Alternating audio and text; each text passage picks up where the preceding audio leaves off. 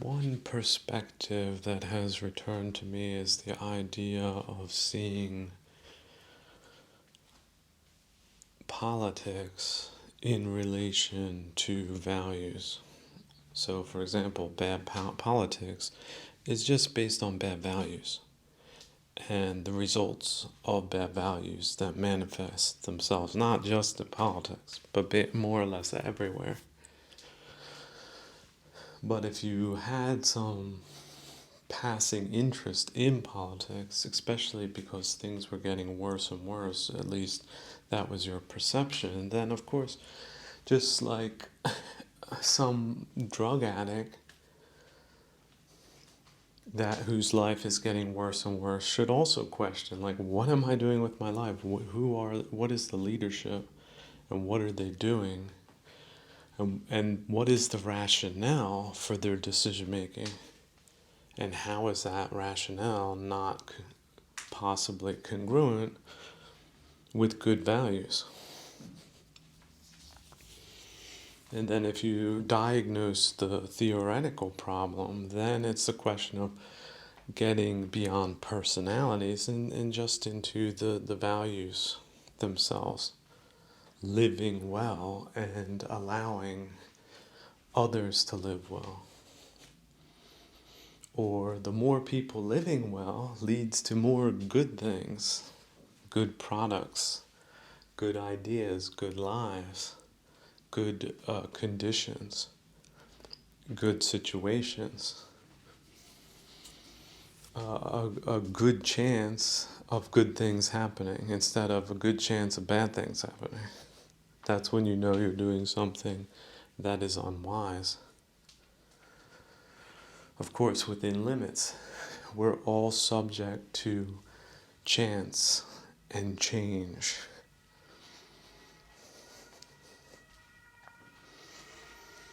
Bad things can happen despite the best planning, despite the best people, despite the best principles. It can happen. It has happened, it is happening, it will happen, but not all the time. In fact, that's also potentially an exception to the rule.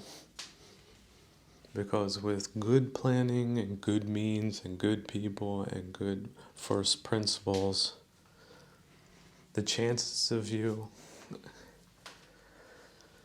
having good results are way higher than if any of those things were not in play.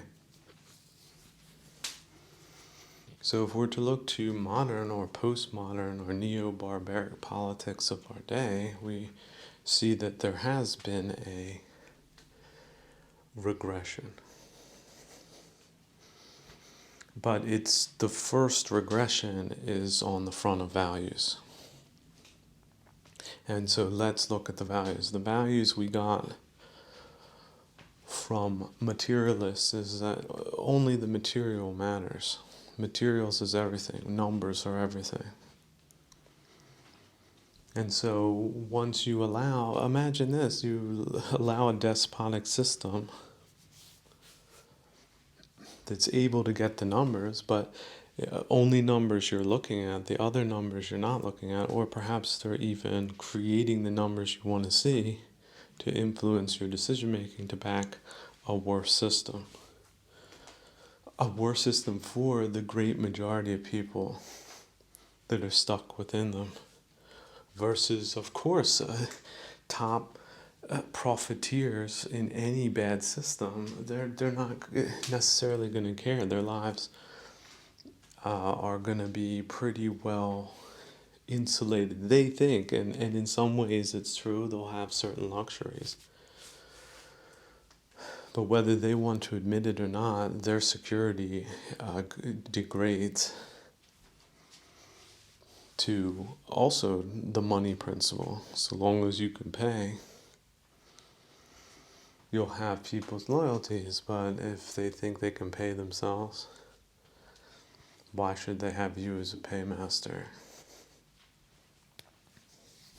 So, and then that paranoia also seeps down. If people think they're wise because they see that, because they're paranoid, They're going to make paranoid decisions, which may be good for them in a very finite personal sense, but it's bad for everyone else. It is then the zero-sum game situation. You're taking away a functioning court system so you can your network can profit by that. Your network profits, everybody else gets screwed. It's not good, right? It's not good at all.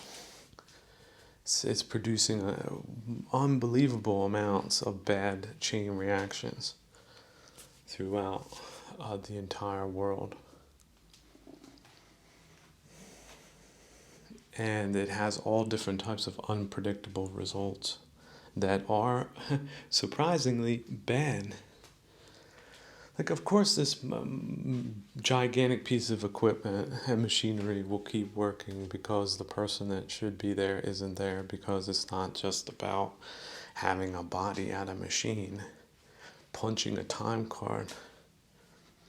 It's about having an engineer with the right values, with the right understanding of his right responsibility towards those people that are dearer to him than money, of excellence in spiritual matters, which means reducing greed, ill will, and delusion, and not being hindered by the hindrances. That's what makes you supernormal. Nobody's born supernormal, although people can look better than others, and certainly people that want to live together are better than having just willy-nilly people coming from anywhere wanting to live amongst people that don't want them to be living amongst them. That is the precondition of conflict.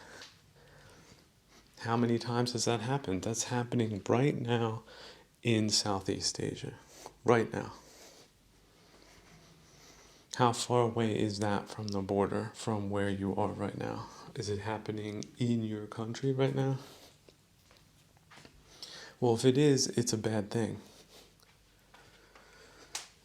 And it should be stopped. There should be an organized effort to stop it if it can be done. But that's the whole thing. How much of an organized effort can you muster versus how much of an organized effort can the forces of bad muster? Which we know a lot of bad comes from ignorance. We know this. Ignorance is what makes a lot of people think that this one way will work and not the other way. And they insist on trying it out because they won't learn from people who know more, that have less ignorance. And so if you claim to be a peaceful person and don't support or have the values that are required for peace to be maintained in a civil way, a civil way meaning a way of values within a nation,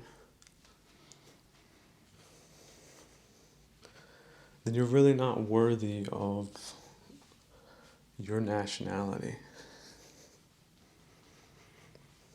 And you don't really have what it takes to sustain it. In fact, you're a potential part of the problem. And a lot of people are. Because they've also given up on the idea of perhaps a nation or people, like-minded people, because people have been degraded from the standpoint of their values. Because their values have been degraded, they are not valuable people. They're quite the opposite. They're detrimental people to themselves and others, but also most specifically to themselves. And yet during their lifetimes, and some of these people live past 100 years, which is as a complete shock every time. You see it happening. So people known for making bad decision making, living into their hundreds, it doesn't speak for right values, especially if these people are known and praised, not necessarily for their valuable contributions, but to their contributions of a fiduciary nature to specific pockets that came up with the Blarney in the first place. It's just the people, the second, third, fourth, and fifth parties, not in the loop, that have this completely false impression of recent historical personalities that one has associated with politics. So, and doesn't look like during this lifetime they're gonna get what they deserve.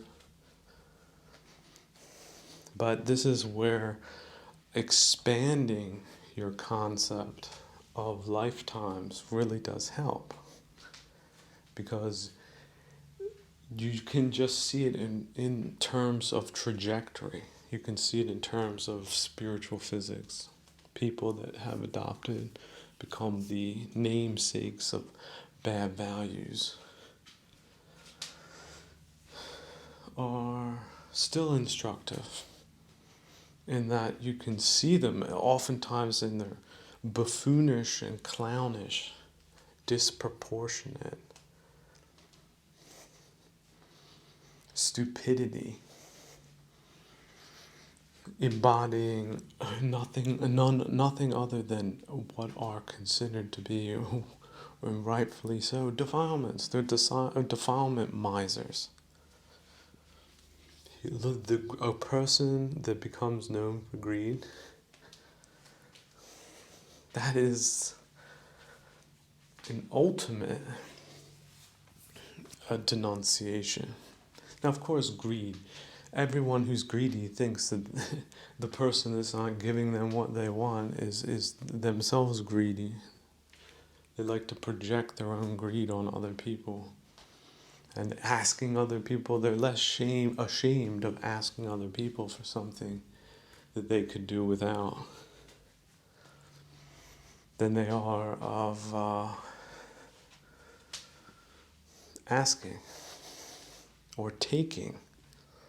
I'm going to take this spot because if I don't take it, someone else will.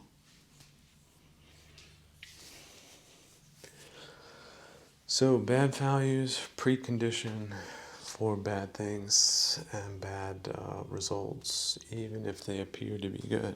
Oh, we made $100 million with this outsourcing idea. So who's the idiot here? Me? Or all these like thousands and thousands and millions of other people that are negatively affected by that decision, who shall remain nameless, because I'm looking at this money thing and I'm looking at the digit game, and I've got the digits and everyone else got bupkis. And so greed leads to austerity. Greed leads to creating rules, preconditions, and rules of economic engagement that make it impossible to accrue any wealth. Because all of these different gouging and predatory parties, the only way they can collect their fees is creating a less conducive business environment. Because that's ultimately what it is. It's just the claim that there's some beneficial reason for it for society. How does the climate? It's good for the climate, but pay up. There's a new tax in town.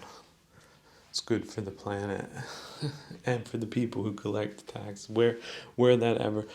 But we're going to use this idea, this overarching idea that a lot of people, that it seems to be more discredited by the day.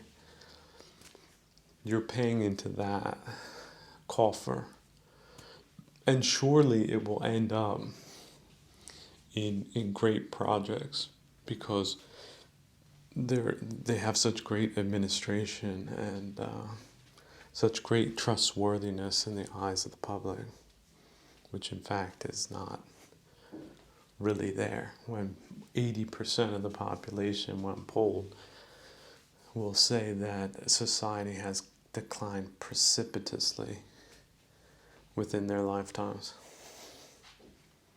80%, but those people don't matter because powerful people, they make decisions.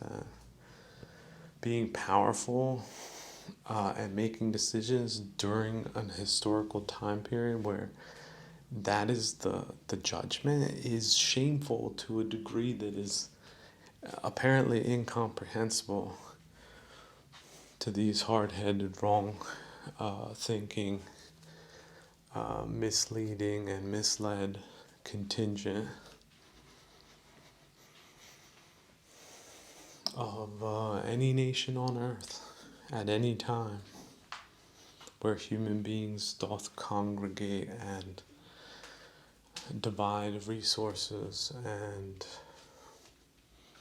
share certain specific duties that makes everything run as well as it does or as unwell as it does.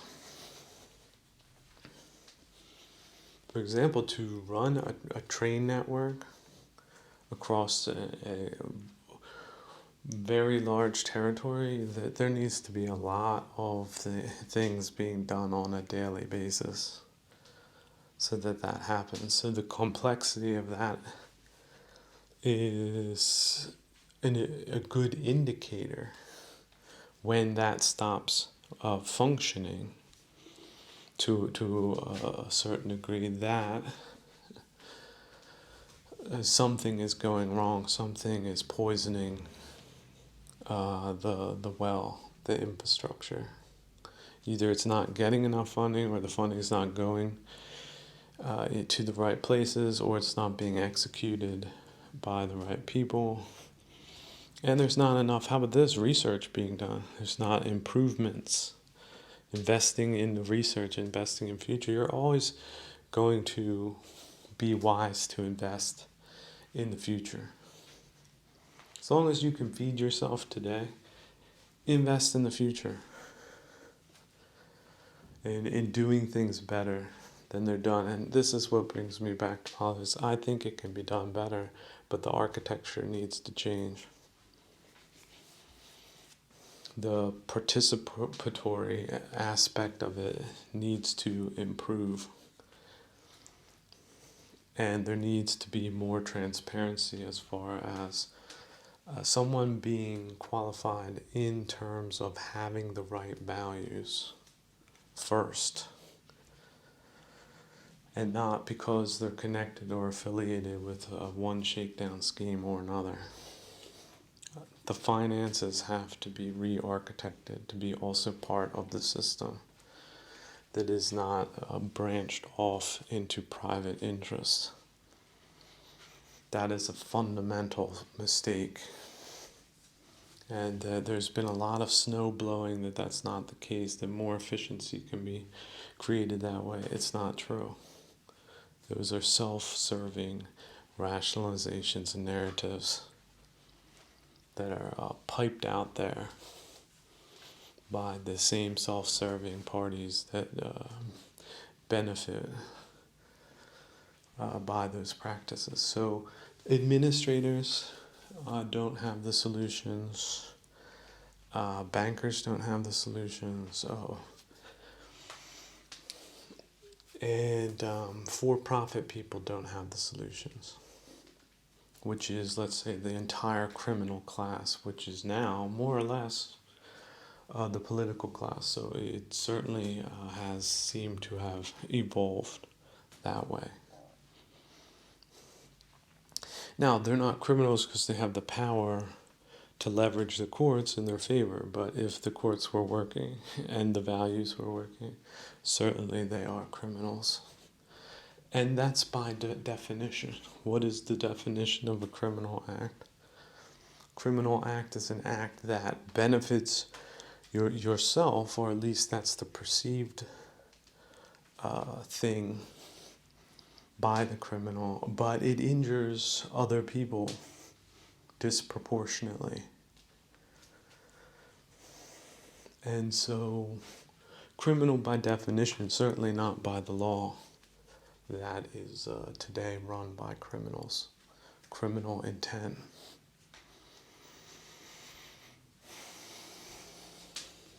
And so there's no need to engage with the fools of this time that have succumbed to these stupidities, because ultimately their personalities mean absolutely nothing. They can be scientifically categorized, and they come from all four corners of the world. There is no definitive one of them. They're of a kind, of a make and a model.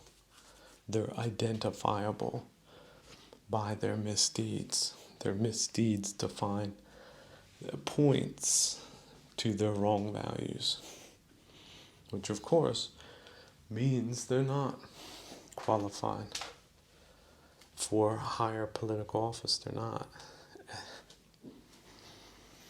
But we now have a system, a fiduciary system, that is in effect criminal, that has criminalized and driven men into poverty, has bankrupted them, and then it applies the rules, fiduciary rules, to that man, that if he is bankrupt, that he's morally defective or defunct.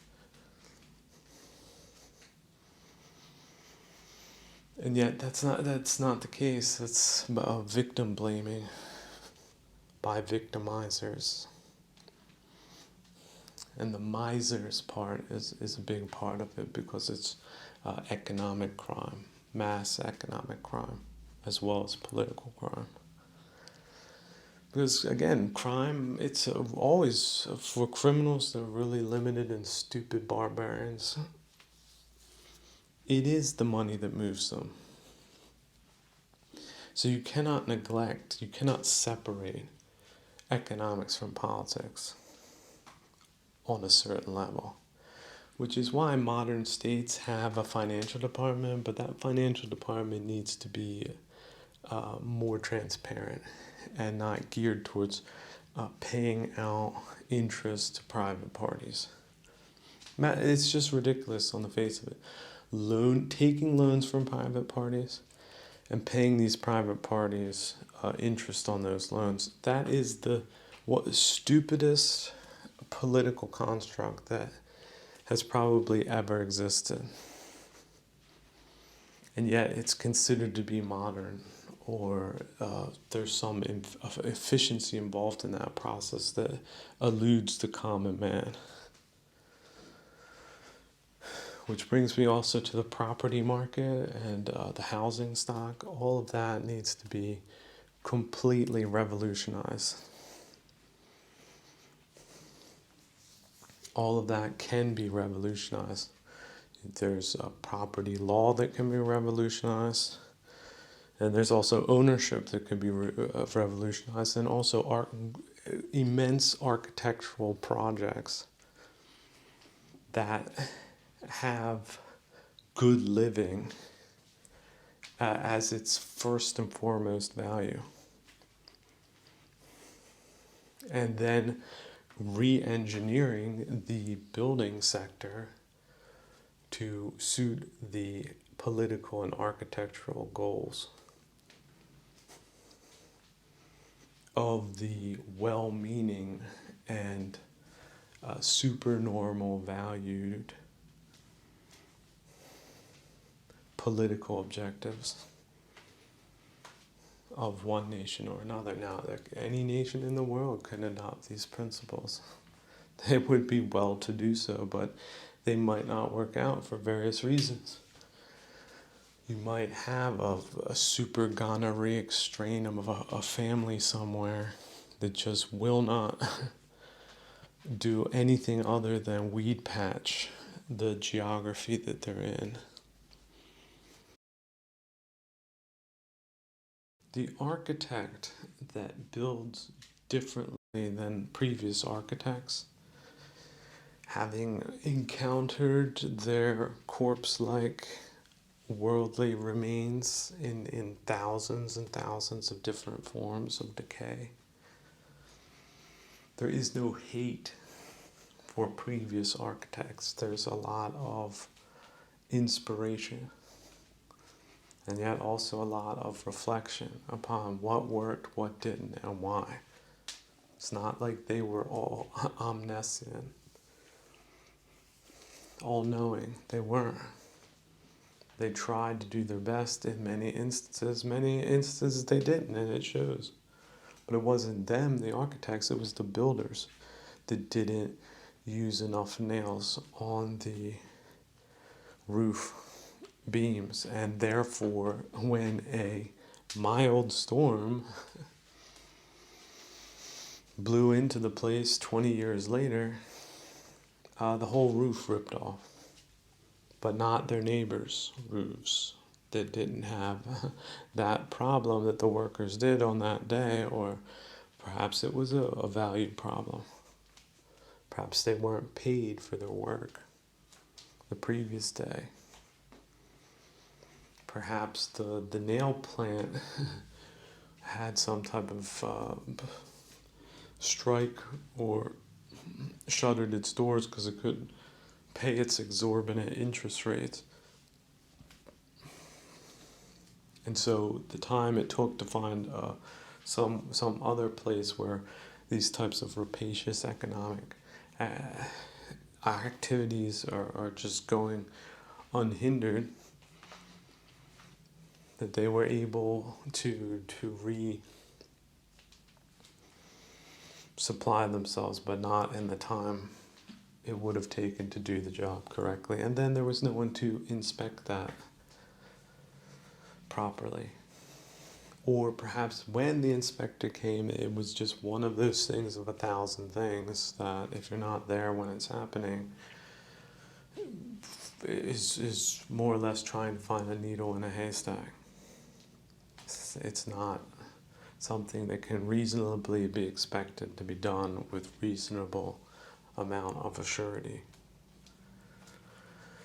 And yet the people who bought the house, they lived for 10 years and had a nice time, and then something unexpected happened to them, and so it's now in second-hand ownership, and nobody knows the story. The workers have scattered to the winds. Company is no longer there, and you're just dealing with the results of that. It was also unexpected that the storm would come, that the wind would come from this specific direction. And now it's about partially demolishing what's there, carrying off the debris, disposing of it properly, rebuilding with what's available, or maybe just tearing the whole damn thing down.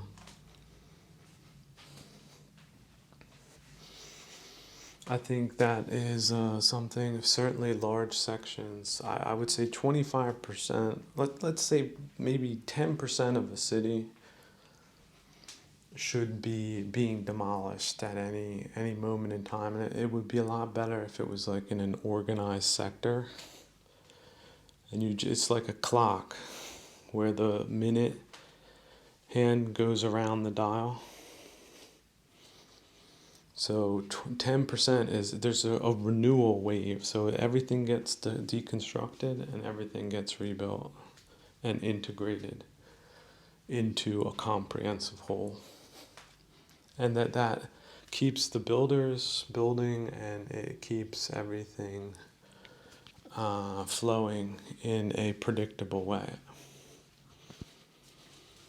And because you have a predictable way, and it will be financed predictably, and perhaps changes made based on new technological developments,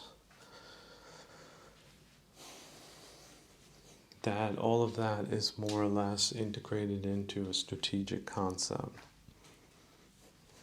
And that people are relocated in also a strategic way, that also involves living in a good way under good conditions. And then it's a question of reintegrating those people back in to where they were and moving on. Or maybe not, depending on who these people are, how they got there. This whole claim that people have the right to live certain places, do they really? Or was it just some type of financial shell game?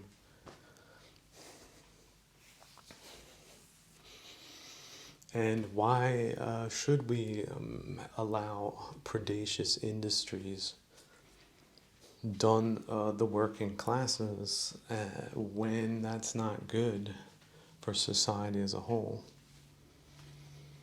And so you can look, what is the chief expenditure of the working class, and then reduce that possibly to zero by providing housing to a certain degree. You could call it subsidized housing.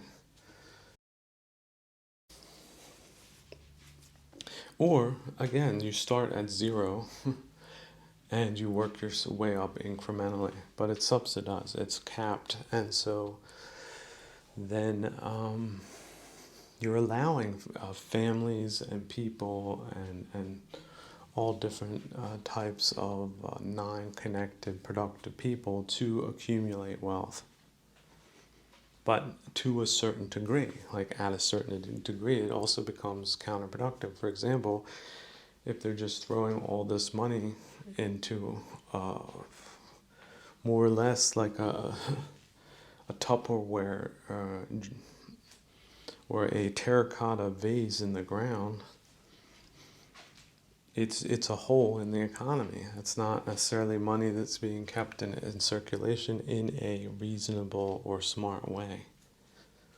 It's being, but on the other hand, they could pay into bank accounts to a certain level, and after that level, whatever excess is made on top of that gets put into, let's say, a general commons that is then administered by a special committee, and they're the ones that then place the funds in what they believe to be the best places for it to go. However, there has to be some oversight there, because if you get subnormal people in those departments, they'll start siphoning it off for nepotism, which is precisely what we have today, which is a different version of a black hole that spreads the gonorrhea of their for-profit planning, that they would spread that franchise then around the world, because they got rich here doing that. Now they're going to repeat the model in other places.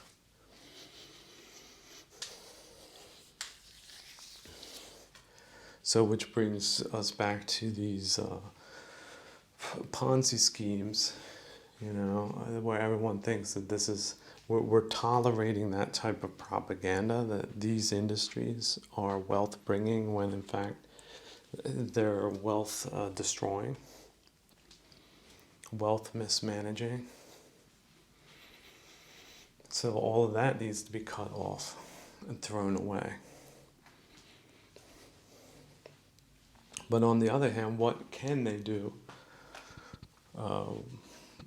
with that money is left really up to them.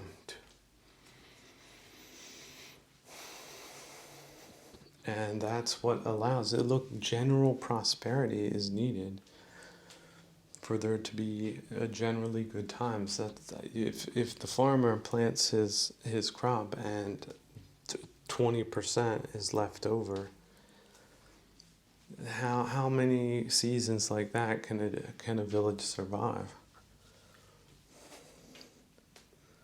So why does the farmer have bumper crops now and again? Because they are exactly what's needed to get through the bad times. So you can't cap it too low, but certainly there should be no such thing as billionaires, period. 1,000 million, are you kidding me? Or 100 million? stupid. And yet that's what, everyone can be a billionaire, right? It's funny.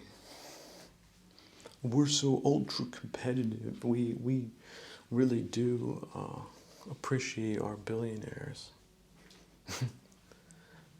When in fact, to become billionaires, most of them were involved in monopolistic practices or some other form of corruption, if not being directly connected to the Ponzi schemes, otherwise known as the financial industries.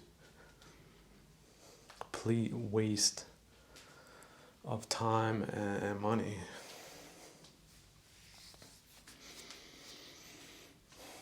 So getting back to strategic concepts is one thing, but certainly getting back to strategic principles in the form of strategic values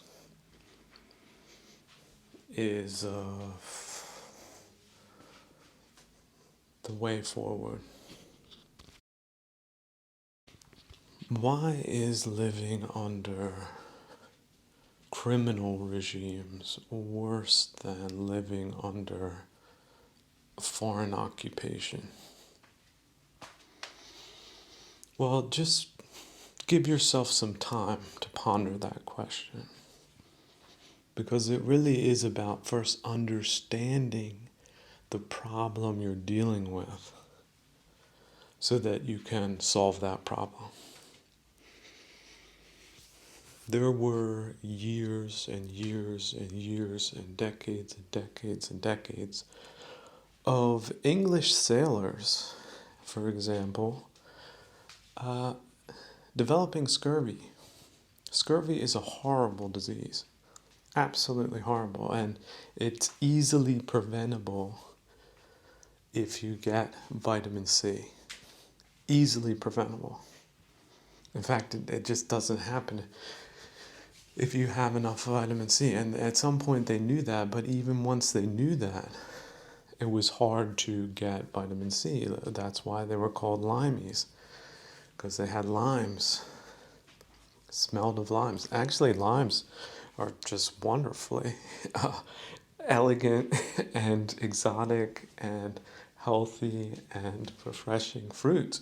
So of all things to be called, being called a lime isn't the worst fruit to be called, especially when it eliminates something like scurvy so easily, so elegantly, so quickly.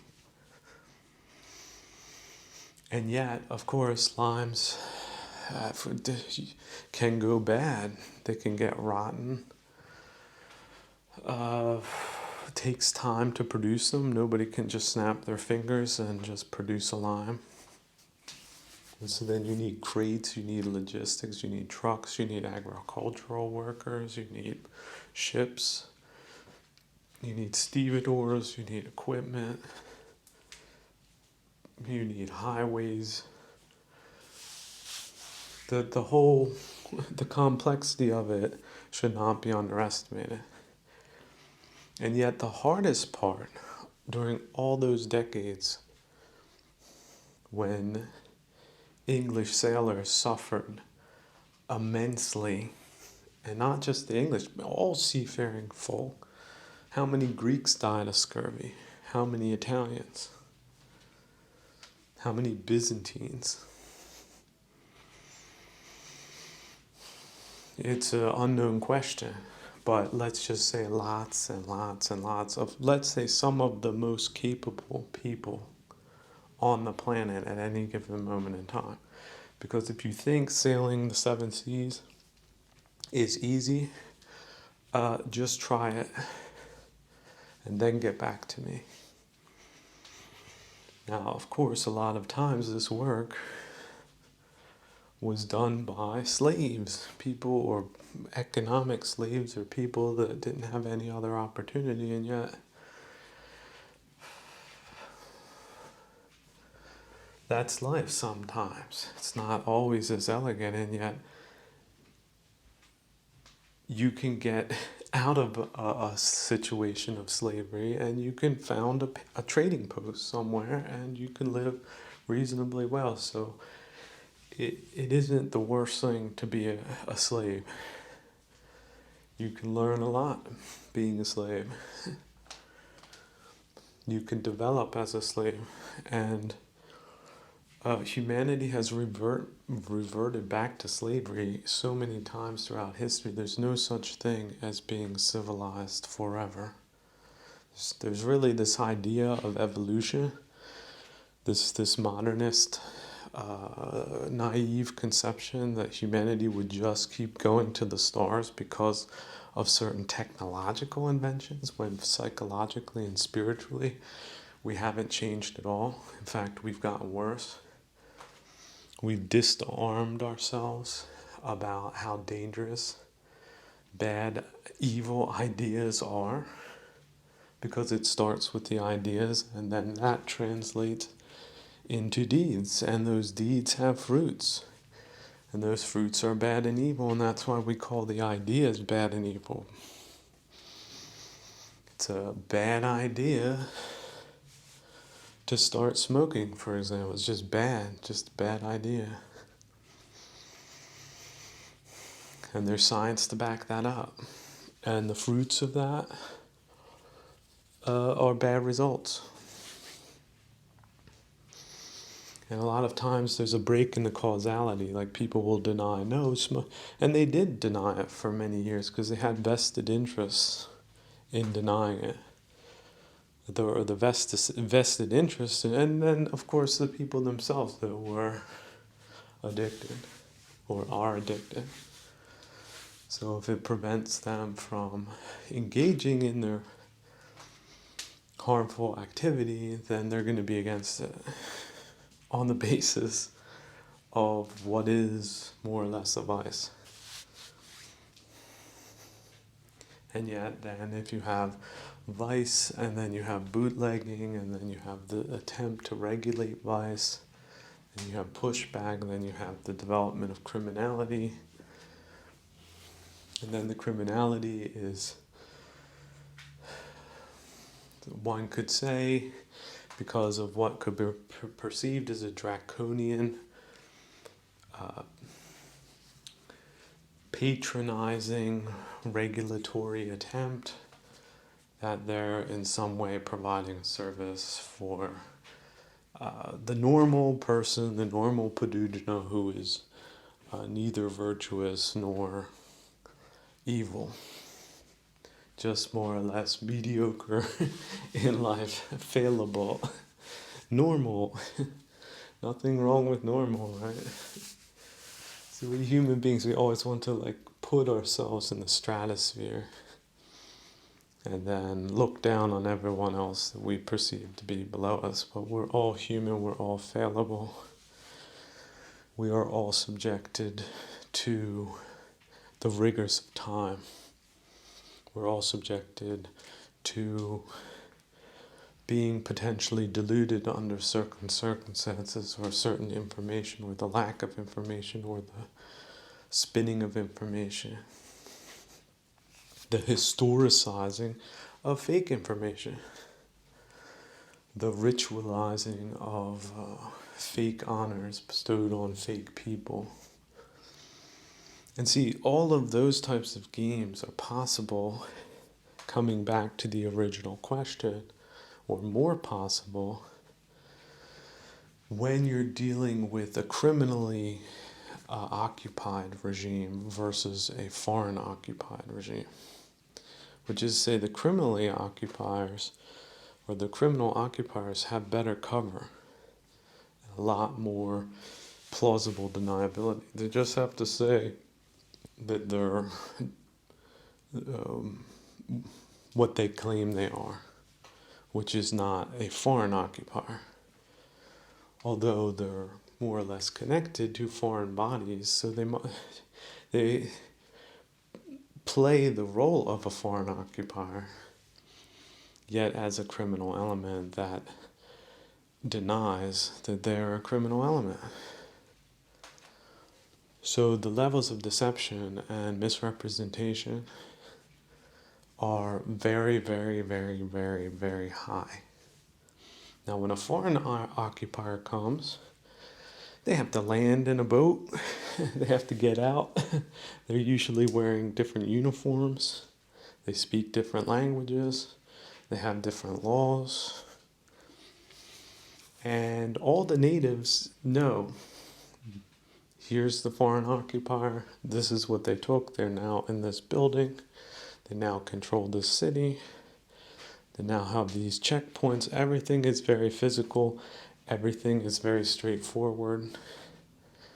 Everything is clear. With the criminal occupation, none of it is clear. First off, they don't claim to be criminals. And there's a gray zone between what is actually criminal and what is illicit. Illicit is something that could be made criminal for good, could be criminalized for good reason because it has bad results, but it's not technically legally illegal, such as selling industries and companies to geopolitical adversaries through a variety of subsidiary companies. That type of operation is not straightforward, and yet the results are hideous. It's just beyond description how bad things are when things like that happen. When your companies and, let's say, security services and let's say your information services all get taken out or occupied by criminally orchestrated elements. They have a completely different selection process, keeping good people out, bringing bad people in. Because at least 50% of their operation is keeping things so messed up and keeping people so divided that nobody is seeing what's happening on the executive levels, or the strategic levels, or the national levels. Because, it's a global enterprise. Right? We send this money here, we send that money there, this money comes from here, which is an illicit enterprise, and nobody's the wiser. So you have embedded criminality in certain company structures. So imagine that. There's 10 people. Maybe there's only 2 that are in on some type of criminal conspiracy. The other 8 are straight as arrows and are just, it's unbeknownst to them. It's perhaps been described to them in some way that seems plausible. And yet behind that is a conspiracy. If not to defraud the company, it might also look like the company earns more by doing it this way. But there's malicious intent involved in the deal that's been specifically organized to perhaps achieve other goals that aren't quite transparent to the hog-like economic actor that just sees a good deal in monetary terms. When in fact the deal, if you take it in its entirety, especially its implicit security concerns for the community as a whole, is just a non-starter. Wouldn't come into play at all if they had the penthouse view of the entirety of their operation. And then, of course, you also have a spectrum. You'll have those C-level, C-suite level, or C-level people who would do the right thing if they knew all the information. And then you have other people that are just the hogs, that just see the money, that just see the numbers. And then you have the hogs above the hogs that only see that they've cut everything out. It's always only about the numbers all the time. They can make billions and billions of dollars while the world careens towards a gigantic war. And then you ask them, like, why did you do this? So, well, I had benefit. I benefited personally. What do you think? Like, I'm not an idiot. I'm a cynic. I'm a cynical, nihilistic person that's all in for me and don't give a damn about anything else type of person. I'm considered a success, alpha person, as defined by a bunch of misfits and goons and chumps. But they've popularized these ideas, so I'm sort of like that. I'm a hustler first, and a humanist, not even. I don't even read newspapers. I just, watch little numbers go up and down. I do trading. I don't read books. What? I don't, or if I read the books, it's only the ones that are allowed in the bogus bookstores. What they've done in terms of cultural subversion and degradation is so horrific, and it's happened certainly in the last 30 years. These are war crimes that have not yet been defined, let alone a list being put together for the operations that carried them out. We're not there yet, but and we will get there as long as all well-meaning, well-thinking, well-doing Europeans stand together in solidarity for spiritual and cultural values that make us wealthy. The money, how that will be managed, will just be a technical question. But we need to reinvent systems starting at zero so that these systems serve us all. Okay, everyone's agreed. Let's do that. It sounds great, doesn't it? How do we do that? That's really the first question. Well, let's just return to the simplistic architecture that we need to put together, which is a bulletproof voting system that is practical to use and has infinite levels of security and accuracy. And also that takes the data processing and the databases into account. And that it's field tested, that you start off small and work your way up, and that there's verifying checks along the way according to open source principles. So it is auditable, it is understandable, and it works in the way that it's intended to work. Then as far as candidate vetting goes, there needs to be a team, in a certain sense, an editorial team that will get rid of just distractions on the lower levels, and that there's not this a cultural pestilence in human form that's being represented as some type of popular or countercultural sideshow when it's nothing but astroturf created by out of some type of psych lab, some psych ward in some prisoner camp that is identifiable just like it's identifiable in their other disinformation campaigns, is that they repeat the same model, and it's alien and it's messed up, but it's usually all the same, or some version of it, the same thing. So once you see that there's these campaigns and they're not grassroots, but they're pretending to be grassroots, then you know you're dealing with some type of subversive force. So populism, for example, is one thing. There should be people that are able to address whatever critical issues any particular country has, or their country has at any particular moment, within reason.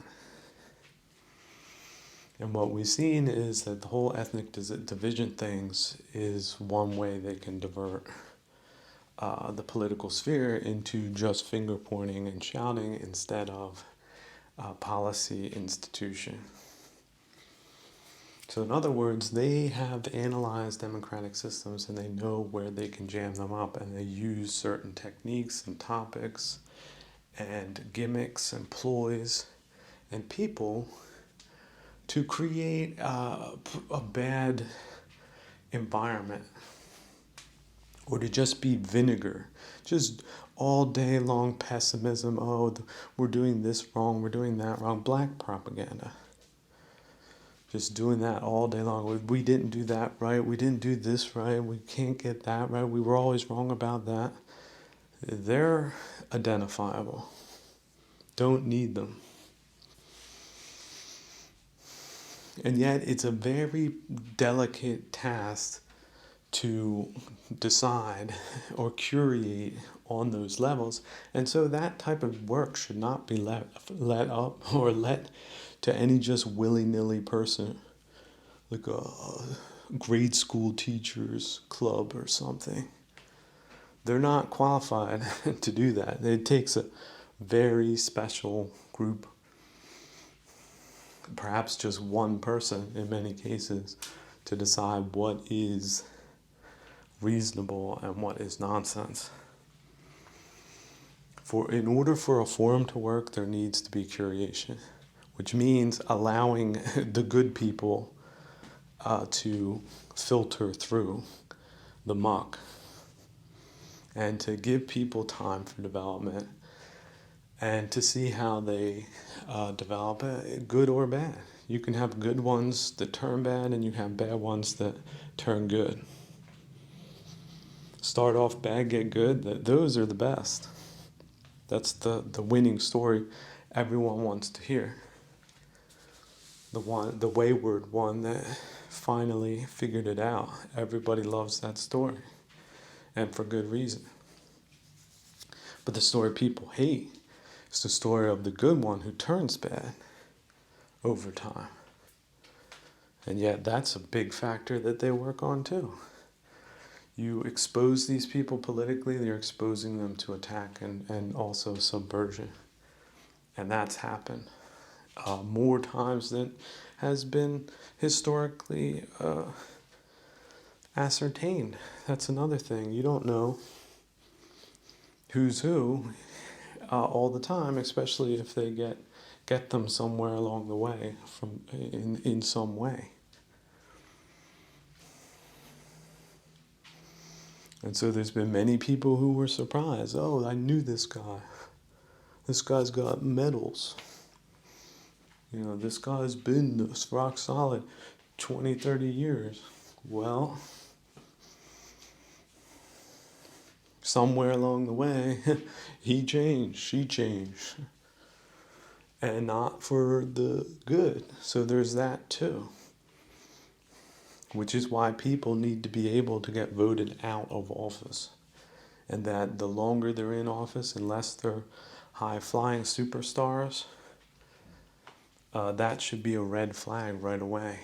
This person wants to extend the term limits. This person something's wrong with this person. And just for that reason alone, there should be some sort of public engagement with that individual. No, you little greedy goblin. This is an indication you've been gobbling something. It doesn't belong to you. You want to keep gobbling it. Get the hell out. You're not the first goblin that's inhabited this planet. Not the first person that got greedy, didn't start off that way. So that's why the term limit is there. And you're really doing these people a favor because you're limiting the amount of damage that they could potentially do if they're allowed to run on for years and years and years, 20, 30 years, some cases, these goblins. Cause immense damage. Oh, what's a war? Nobody's gonna vote me here out of this office. I can do whatever the hell I want. And hell is certainly what they do, and certainly what they want at some point.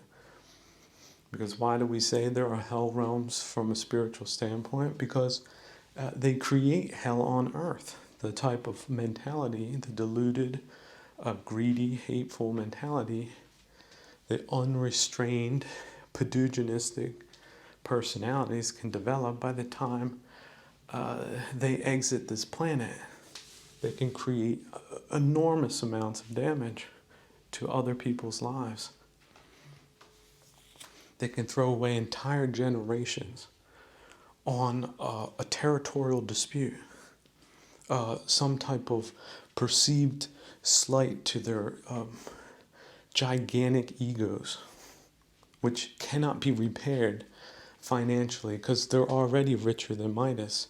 You can't send them 100 billion to appease their slighted vanity because they think it's so much more valuable than it is. It cannot be paid out in earthly sums. And so, how do you limit that from the possibility of that happening? Well, it's called term limits. And they should be enforced no matter how great you think you are. And if you have someone who is a superstar, a high flyer, it's still not good because you're not creating redundancy in the system.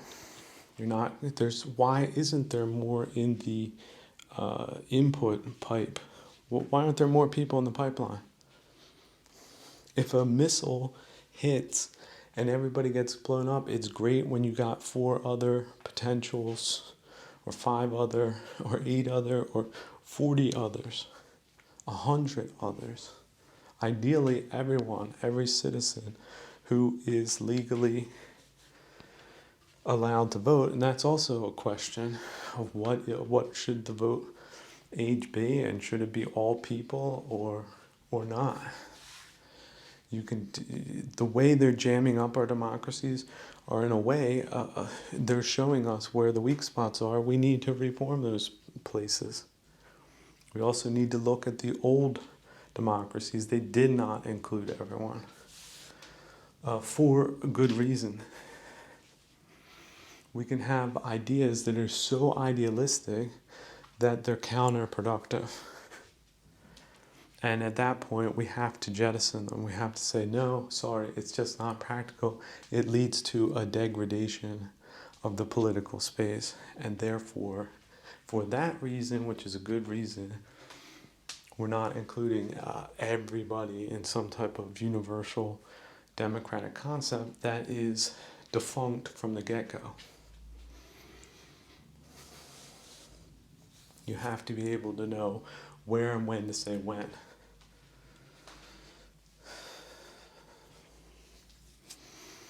And that's when we come to these hot button issues that they have all over the place. Ideological hot buttons that weren't there in the first place, that they've just pulled out of nowhere because they know it causes fights.